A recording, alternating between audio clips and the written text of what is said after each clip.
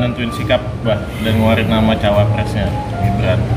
Tanggapan Abah seperti apa Bah melihat kondisi politik yang saat ini? Jujur kalau saya nggak kaget. Karena memang kalau saya secara pribadi sudah punya feel sejak musim haji ya. Karena salah satu doa saya di Mekah ya Mas Gibran jadi wakil presiden. Makanya kenapa pulang dari Mekah saya langsung ketemu Mas Gibran. Salah satunya berbicara soal kemungkinan itu. Dan Mas Gibran tetap enggak mengatakan waktu itu. Karena memang dia enggak ada ambisi. Enggak ada ambisi. Tapi bahwa kita yang kemudian melihat potensi yang dia miliki, ya kita dari awal yakin bahwa yang akan terpilih jadi calon Wapres itu ya Mas Gibran. Sehingga kalau hari ini ada berita ini saya nggak kaget. Berarti ini doa dari Abah juga nih dari Mekah kemarin Abah? Iya, kita udah berharap di situ. Jadi waktu itu di Mekah saya pulang harus ketemu langsung Mas Gibran. Makanya nggak berapa lama setelah pulang haji saya langsung ketemu Mas Gibran.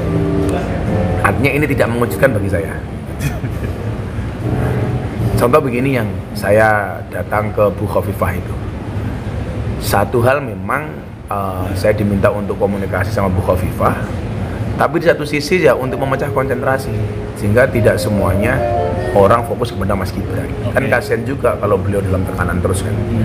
Begitu saya datang ke Bu Khofifah kan beritanya langsung ganti ke Bu Khofifah. Itu untuk mengurangi tekanan publik kepada Mas Gibran. Berarti kemarin pertemuan di Tuban sama Pak Erlangga ada pembahasan soal ini dong, Mas? Sudah ada. Sudah kita bicara soal itu kemungkinan salah satu alternatif terkuatnya adalah Mas Gibran. Walaupun secara pribadi dan personal Pak Erlangga itu belum ketemu sama Mas Gibran, dan secara organisasi Golkar juga belum memutuskan. Tapi sudah ada tanda-tanda bahwa memang salah satu yang terkuat itu adalah Mas Gibran. Contoh ketika kita bersimulasi ya antara Mas Prabowo dengan Mas Gibran, ketika disandingkan Mas Prabowo dengan nama lain, kita nggak perlu nyebut nama ya, itu selisihnya tipis. Padahal kan kalau dilihat dari calon-calon nama lain yang beredar, itu nama Gibran paling akhir kan, dibandingkan nama-nama bukan lainnya lah. Itu kan udah ada setahun yang lalu bahkan 2 tahun. Dan ketika disimulasikan dengan Mas Gibran itu selisihnya cuma 2%. Pak Prabowo dengan calon lain umpamanya itu 38 umpamanya. Ketika Mas Prabowo dengan Mas Gibran 36. Yang ini belum bergerak saja sudah seperti ini. Kan sampai hari ini belum ada Mas Gibran secara pribadi nggak bergerak kan? Karena memang dia belum mengiyakan baru hari ini.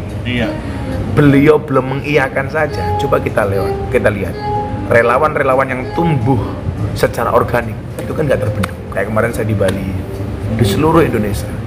Belum lagi doa-doa pondok pesantren. Saya punya banyak video itu kiriman dari daerah-daerah, deklarasi dan doa bersama untuk Mas Gibran. Padahal Mas Gibran belum mengatakan iya. Itu satu, surveinya sudah tinggi, jaringan relawan organik itu begitu cepat terbentuk. Oke.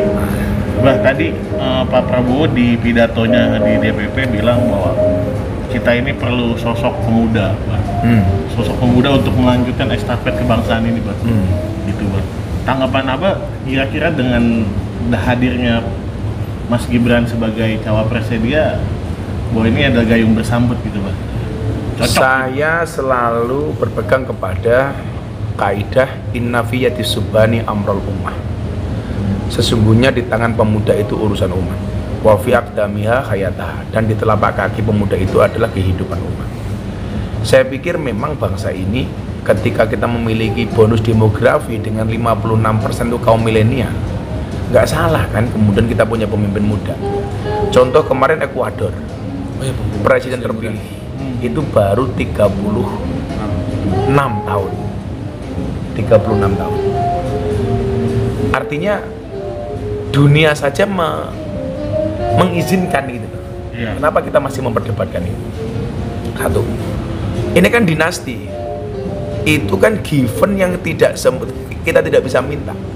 Kalau boleh dilahirkan ya saya milih di Janai Gus Dur. Ya kan begitu.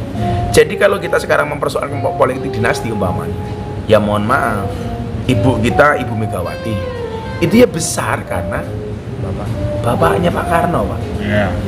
Mbak Puan juga sama, mendapatkan nama kebesaran dari seorang ibu. Mas AHY juga sama, bisa mendapatkan nama besar ya karena ada Yudhoyono di belakangnya. Mbak Yeni Wahid sama. Demikian juga dengan yang lain seperti Pak Tommy Soeharto dan sebagainya. Kenapa kok yang dipermasalahkan dinasti cuma Mas Gibran? Kenapa yang lain enggak? Apa karena sekarang masih menjabat? Artinya gitu? kalau ada orang yang mempermasalahkan Mas Gibran kanannya Pak Jokowi, itu sama halnya ada yang mempermasalahkan Bu Megawati kenapa jadi anaknya Bung Karno. Kan logikanya begitu. Iya, Pak. Logikanya begitu. Benar. Jadi mau dipaksakan kayak apapun kemudian kalau memang tidak punya kemampuan ya susah. Ketika dijual kayak apa kalau memang nggak punya, nggak laku ya susah, nggak marketable ini.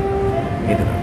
Bahwa ini ada campur tangan Tuhan bagi saya, iya, pasti, kok sampai terjadi seperti ini. Tapi ketika hanya melekatkan dinasti politik kepada Mas Gibran saja, saya pikir tidak fair.